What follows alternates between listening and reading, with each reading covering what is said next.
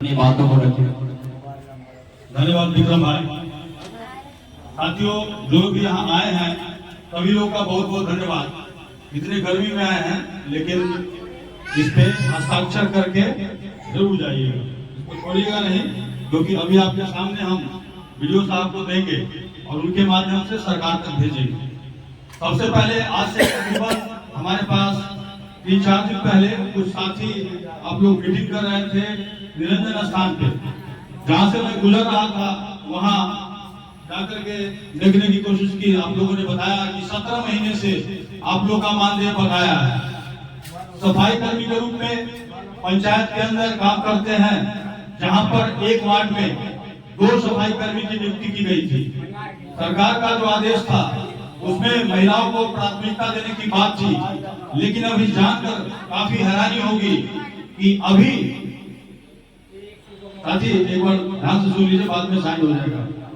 तो जिसमें कि एक को निकालने की बात चल रही है और उसमें भी ये कह रहे हैं कि महिला को निकालना है, और अगर नहीं निकालना चाहते हैं तो आपका जो तनख्वाह है यानी कि 3000 में से ही 2 आदमी को बात लेना होगा। जैसे कि कोई बनिया का दुकान हो गया, सरकारी ऑफिस नहीं हुआ। आपको बताना चाहूंगा कि आप लोग प्रखंड कार्यालय के अंतर्गत काम करते हैं पंचायत के अंदर, और आपके जो सचिव हैं वीडियो साहब हैं, और इन्हीं के माध्यम से आपका जो भी काम है वो संचालित होता है। और इसीलिए इनके पास हम आज आपकी गुहार लेकर के आए हैं।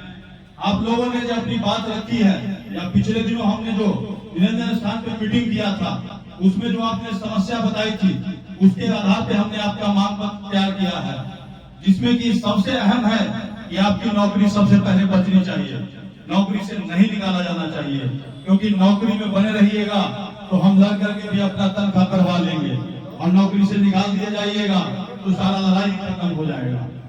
तो जो मांग है हमने यहाँ पे जो लिखा है उसको हम बताना चाहेंगे कि क्या क्या आपका मांग है।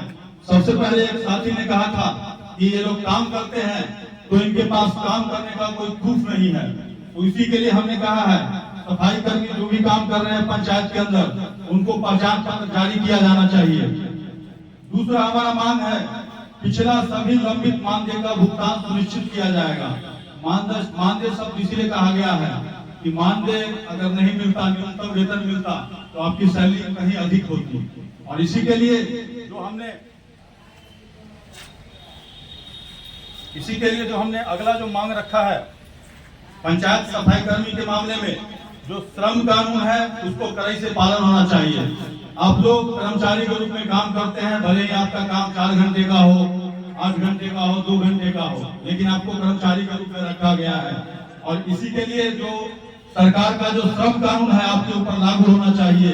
जब श्रम कानून आपके ऊपर लागू होगा तो जो भी सुविधाएं हैं आपको मिलना शुरू हो जाएगी, तो इसी के लिए हमने इस मांग को रखा है। चौथा जो मांग है कि बिहार सरकार द्वारा पंचायत सफाई कर्मियों का गैर कानूनी नौकरी से निकालने का आदेश तुरंत वापस होना चाहिए। जो आपको नौकरी से निकालने की बात की जा रही है वो आदेश रद्द होना चाहिए। कहने का मतलब आपका नौकरी से सुरक्षित होना चाहिए। 5वां हमारा मांग है पंचायत सफाई कर्मियों को न्यूनतम वेतन का भुगतान सुनिश्चित करते हुए, तो जो न्यूनतम वेतन है सरकार के द्वारा तय किया हुआ है उसके हिसाब से आपको मिलना चाहिए। आपका पीएफ होना चाहिए, आपका ईएसआई होना चाहिए, ये हमने मांग रखा है। छठा जो मांग है पंचायत सफाई कर्मियों का रोजाना उपयोग के लिए दस्ताना, जूता, वर्दी, बाल्टी, किट, ठेला के मरम्मत के लिए राशि आदि अनिवार्य रूप से दिया जाना चाहिए। इसके बाद 7वां है पंचायत सफाई कर्मियों को साप्ताहिक छुट्टी और जो अन्य छुट्टियां हैं उसका भी लाभ मिलना चाहिए। और सबसे 8वां और अंतिम मांग है पंचायत महिला सफाई कर्मियों को मैटरनिटी लीव का लाभ सुनिश्चित किया जाना चाहिए।